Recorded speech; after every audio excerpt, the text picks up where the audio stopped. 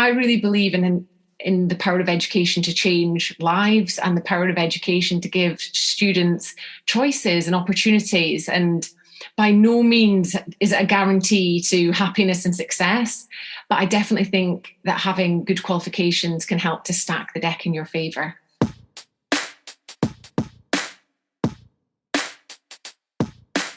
And I just vividly remember hanging out in winter in bus stops, waiting for buses that sometimes didn't come. And people used to say to me, if you stick in at school, you'll do well and you'll get a good job. And I think really that's what gave me the passion or the determination really to to do well at school.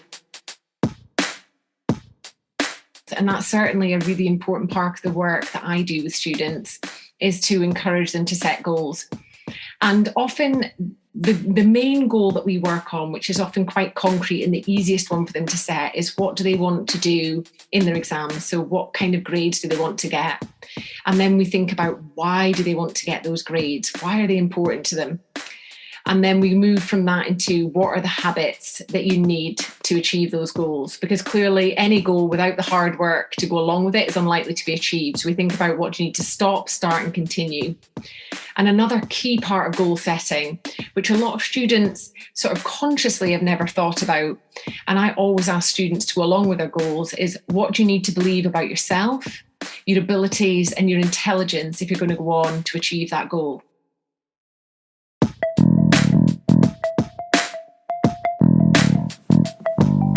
Hello and welcome to the Qualified Tutor podcast, the podcast that brings you the latest in the world of tutoring, edtech and education, and hopefully inspires in you the big change that each and every one of us is capable of.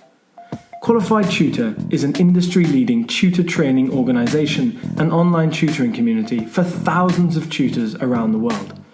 This podcast is the voice of this community, where we aim to hear from tutors, teachers, entrepreneurs, coaches, business experts, students, tutorpreneurs, and more from the world of tutoring about what inspires them every day, how they can help tutors like you, and what they've learnt about tutoring along the way. The question is, what will you learn today? Hello and welcome to this episode of the Qualified Tutor podcast.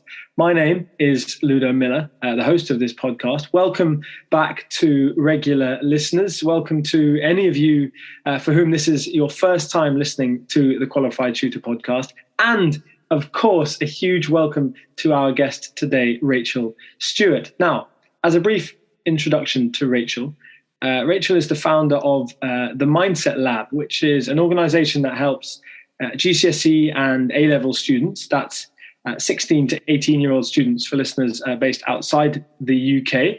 It helps those students achieve their potential and gain that all-important place at university, at a higher education institution, amongst other things. I'll let Rachel go into details of what else the Mindset Lab does. But Rachel is, and I'm sure you'll work this out over the course of the next 25 minutes or so, hugely passionate about inclusion and supporting children with special educational needs and disabilities, what we know as SEND or SEND, maybe the first time you've heard that term. And this is in no small part due to her own family and kind of kids situation, which I will let Rachel touch on if she'd like. So if you or your students struggle with having the right skill, the right will, the right mindset, then listen up and listen in. This is what Rachel does day in, day out through her student-focused and evidence-based coaching programs. So a lot to unpack there, and we've got a really great conversation lined up for the next, as I said, 25 minutes or so. Welcome, Rachel. Thank you so much for being here. Oh, thank you. Thank you for having me. I can't really believe I'm saying this, but this is your first podcast appearance, is it? This is my first podcast appearance, indeed. So I'm very excited to be part of it and see how it goes. Yeah, absolutely. Thank you so much for feeling very privileged and lucky that the Qualified Tutor podcast is your first podcast appearance. Hopefully, and I'm sure of the first of many. But as regular listeners know, there is a question that we start with almost every time. It's a great way to get to know our guests. And this episode will be no different. Rachel, I'm sorry if we're following the same format as in this podcast. But that question is, Rachel, what is your why? So I guess my why is probably three things, I'd say. I am really passionate about the power of education. I'm passionate about the power of coaching and also the power of mindset. And I think it's a combination of those things that has led me to do what I do now. So in terms of education, a bit about my background. So I'm the youngest of four, and from a working class background, solo parent family, and no one in my family had been to university before me. And I'm from North Scotland. We didn't have a car. Money was always quite tight. And I just vividly remember like hanging out in winter at bus stops, waiting for buses that sometimes didn't come. And people used to say to me, if you stick in at school, you'll do well and you'll get a good job. And I think really that's what gave me the passion or the determination really to to do well at school. So I was a straight A student. I've got a first class degree in chemical engineering. I went on to university. And I don't say that to impress you, but rather to sort of express to you that when you've got that desire, that motivation, that actually you can go on and do things that perhaps you haven't necessarily seen role modeled firsthand. So I really believe in the power of education to change lives, and the power of education to give students choices and opportunities. And by no means is it a guarantee to happiness and success, but I definitely think that having good qualifications can help to stack the deck in your favour. And then in terms of my passion about coaching, and that really started, I spent most of my career at Lloyds Banking Group. So I never did chemical engineering after my degree. I was all right at exams, I could do that, but I would not have been a good chemical engineer. So most of my career was at banking. And when I got my first management job, I was trained, it was a sales manager job. And I was trained on a coaching course called Coaching for Performance. It's a guy called John Whitmore. It's quite a famous book in the sort of coaching world.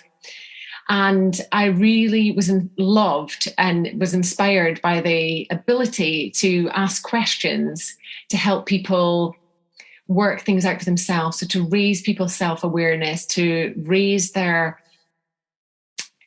belief in themselves, and to go on and achieve goals. And then I guess mindset is really part of that for me. So I really believe that the pictures we paint in our heads and the words that we tell ourselves has a big power in terms of influencing what we go on then to achieve. So it's probably a bit of a long-winded answer, but it's probably those things: education, mindset, and coaching that have amalgamated together really into what is now Mindset Lab. Look at that. A brief history of Mindset Lab. I love those backstories. I think they tell us so much, and there was so much to unpack in just that response there. So I guess where I'd like to head next is how and why have you transferred that to academic coaches for students? How does that all tie into helping students with their learning? So I've always been really passionate about entrepreneurship or being self-employed, and always had a passion to really run my own business. And I trained as a mentor through Lloyds as part of the corporate social responsibility. And I used to help small and medium-sized businesses local to me. And I loved that. And I thought, I'd love to be able to make a difference in the work that I do and to start a business that I'm passionate about. And then literally it came to me, the idea one day on the train, where I thought, do you know, I worked with a lot of people at Lloyds that had worked their way up. I think this is the other bit of the backstory. And they were often director level or senior managers or heads of department. And often when you got talking to them, they hadn't necessarily done well at school. So back in the day, you could leave school at 16, get a job at a counter in your local bank branch, and work your way up into some quite senior roles. And I sort of figured that actually this is nothing to do with these people's intelligence or capability. This was just that the skills that they clearly possessed in spades now, they didn't have, or there was a readiness issue when they were younger. They weren't able to use them.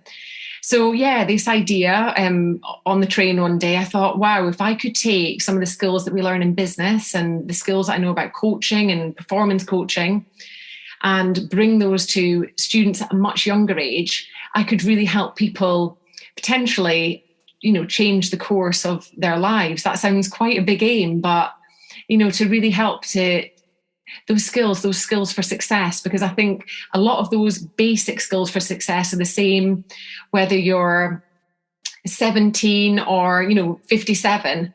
A lot of the skills are very transferable. So that's why I started an academic coaching business 2.5 years ago. Okay, and the $1 million question: do you prefer working with students or with adults with your coaching?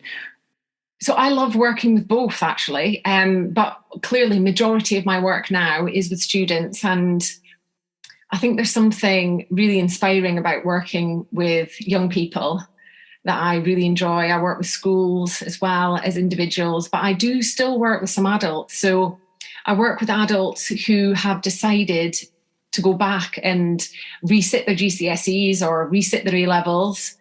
The oldest client I've got currently is 54, and she has had a divorce. She works for the NHS, and she just really wants to go on and go to university and get a degree. So I do still work with some adults, but clearly the bulk of what I do is with young people. That's amazing. I wonder how the goal setting then changes between, because that's a big part of mindset work and mindset theory, isn't it? Is being able to achieve the now by looking to the future and plotting out those steps between now and that future point, whenever that is. So for GCSEs and A-levels, there's obviously quite a definite goal, which is to do well or to achieve a certain grade at GCSE or at A-level, and that maybe becomes a little bit harder when you don't have concrete goals like that. But how does goal setting tie into the work you do? Why do students need to set goals? So students, I guess they don't need to set goals, but I think it's really helpful if they can set goals. And that's certainly a really important part of the work that I do with students, is to encourage them to set goals. And often the main goal that we work on, which is often quite concrete and the easiest one for them to set, is what do they want to do in their exams? So what kind of grades do they want to get? And then we think about, why do they want to get those grades? Why are they important to them? And then we move from that into, what are the habits that you need to achieve those goals? Because clearly any goal without the hard work to go along with it is unlikely to be achieved. So we think about, what do you need to stop, start, and continue? And another key part of goal setting, which a lot of students sort of consciously have never thought about, and I always ask students to go along with their goals, is what do you need to believe about yourself, your abilities, and your intelligence if you're going to go on to achieve that goal? Because that is often the real root of either challenges or successes, is that innate self-belief and confidence. And that's one of the key things that I work on with students. And I think when I work with older adults who are perhaps coming back to education, their long-term goals are very clear. They've come back to this for a specific reason and they know what they want to achieve.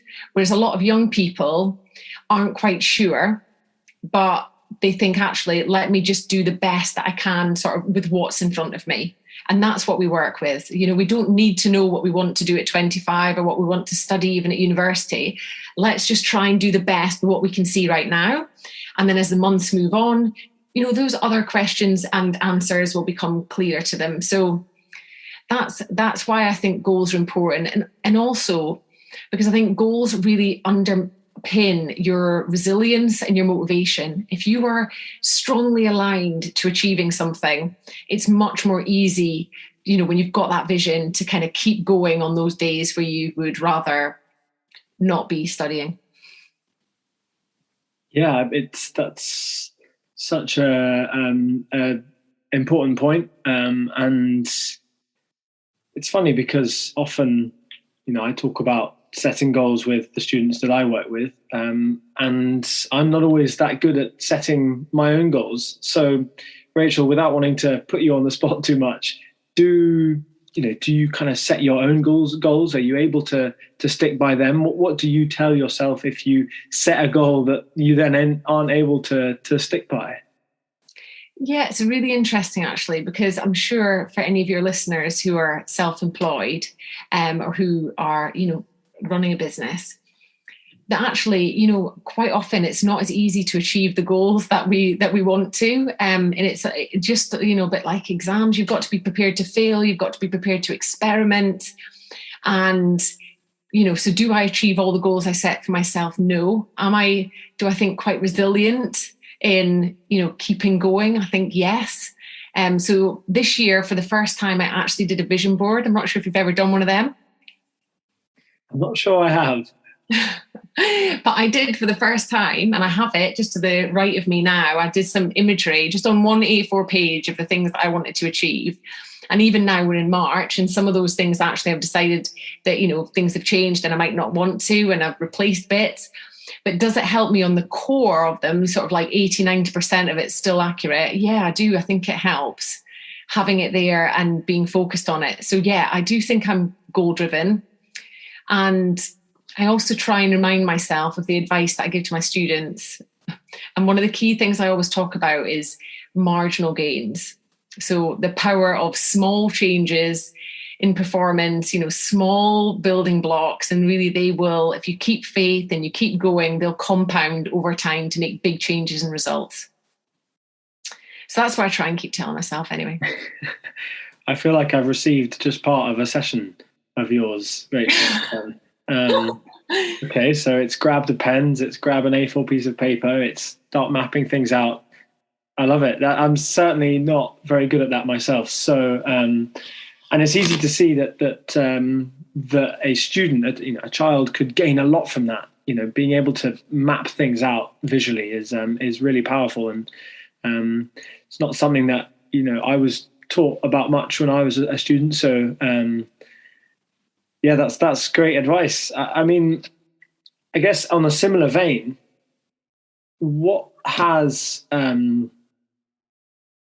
being part of the coaching and the kind of mindset field, what has that taught you about your own mindset, Rachel?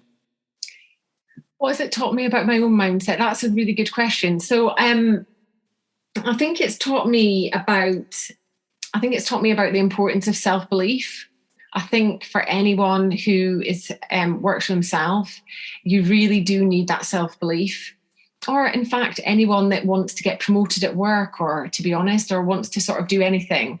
Actually, often the big goals, the important ones, aren't that easy to achieve. So I think you've got to continue believing that you can achieve it. You've got to have that resilience and be able to sort of roll with the punches, or be able to get back up from failure. And a big thing I'm passionate about is sort of teaching students and also my own children not to be ashamed of failing. Actually, failure is really good. You need to be able to fail. Successful people fail more. I think that's so true. And as well, when I speak to students about doing well, and the best study skill you'll ever learn is to ask yourself questions. There's loads of research on that, active recall, practice testing, whatever you call it. And actually, to be able to do well in that, you have to be able to get things wrong. You have to be able to fail more, because that's the way that you start getting things right. So that's something I teach my students, definitely something I remember myself, or try and remind myself of. And again, this thing about, I suppose, a kind of quite a personal one for me. So both of my children have hearing loss. So my son is severely deaf, my daughter's moderately severely deaf. And I think when you have news like that, especially for my children, because they actually have a progressive loss. So when they were first born, they passed their hearing screen, but actually they've started to lose their hearing over time. And I think it's quite easy to get yourself into a mindset of thinking about how difficult things could be or where this could go. And actually, one of the things that I think I must have read or heard somewhere once was don't focus on where you don't want things to go. Focus on where you do want things to go and put all your energy into the positive outcome and where you want things to go. And I definitely, that's something that I try and always remind myself of and think about, is let's just go all out for where we want this to be in the end. And actually, I'm pleased to say they're both doing really well. But I think for any parent who has a child with an additional need, they'll resonate with that in some way. Okay, so where is the vision of Rachel Stuart going? When you put that teaching to test, Rachel, what does 2022 and beyond hold for you? So for me, I think so. For me, I've developed a core program that I'm really passionate about, and it definitely is about much more than just mindset and goal setting. So for me, it's really important that it's practical. So we talk a lot about metacognition and evidence-based study skills, and that works quite nicely alongside tutoring. I've got quite a few of my students would also have tutors, but indeed some of them don't. And it's really about how do they learn in the best way. And the other things that we talk about are organizational skills, study planning, and things like using past papers and how to use them, mark schemes, examiners' reports, really thinking like an examiner. So for me, it was really important to sort of build that program, and I've spent and really test it. So I've spent the best part of 2.5 years really developing something that I'm really proud of, that's well tested, that's evidence-based.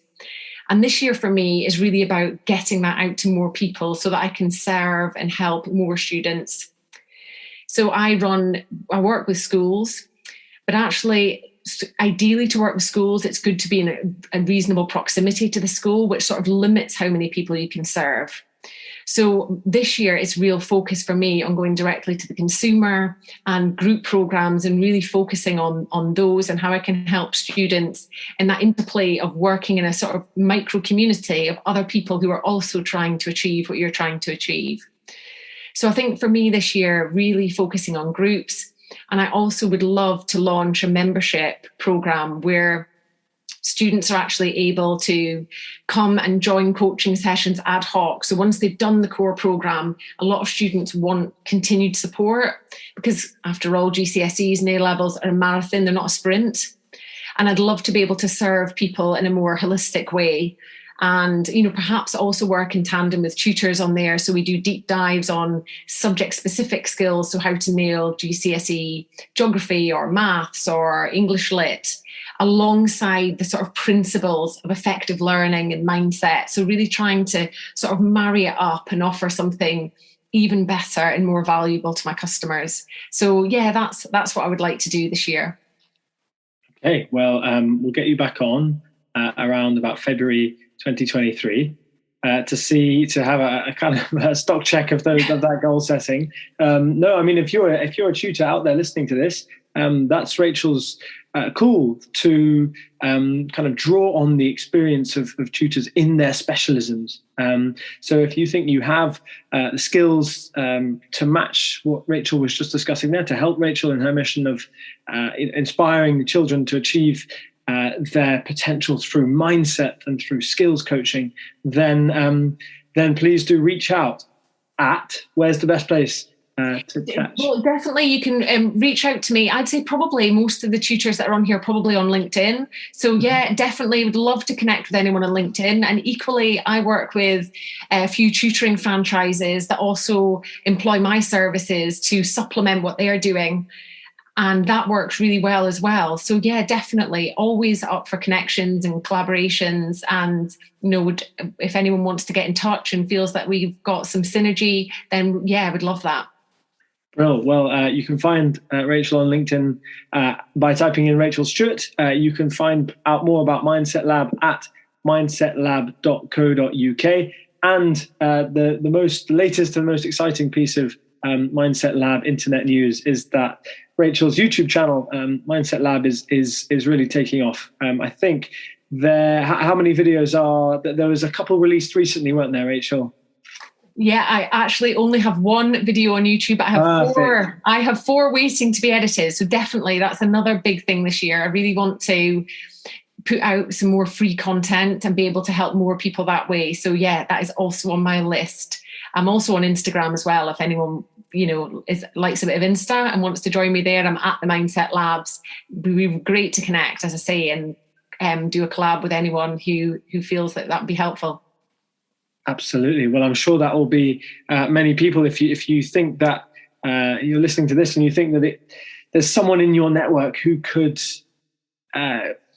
collaborate with Rachel, then please do pass this podcast on, and that way we all learn a little bit more. But Rachel, thank you so much for taking the time to explain what you do and to explain kind of some of the basic kind of tenets behind the Mindset Lab, where it's come from, what mindset coaching is about, why children and students need that extra push, that extra kick sometimes to achieve their potential. I think that is teachings that are applicable to all tutors, all educators, kind of across the board.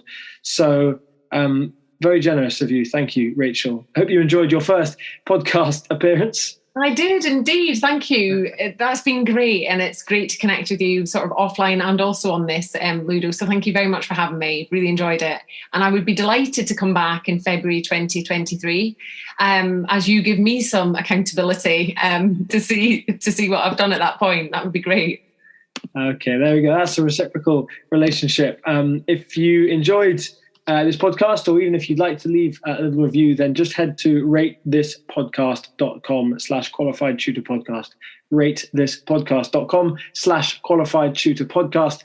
Leave us a little review just there, so that we can grow our show and so that people can continue listening to wonderful guests like Rachel. So really, Rachel, it's a huge thank you from us. My name is Ludo Miller, the host of this podcast, and it is a final goodbye from us until next time. So thank you very much, and we'll see you very shortly.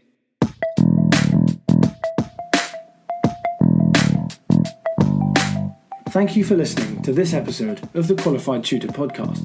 Whether you're a regular listener of this podcast or you've just stumbled across it, join the Qualified Tutor podcast group within the Qualified Tutor community to stay up to date with our latest news, offers, workshops, and of course, simply to meet other tutors like you. Whatever your level as a tutor, our training courses will be the next step in your professional development.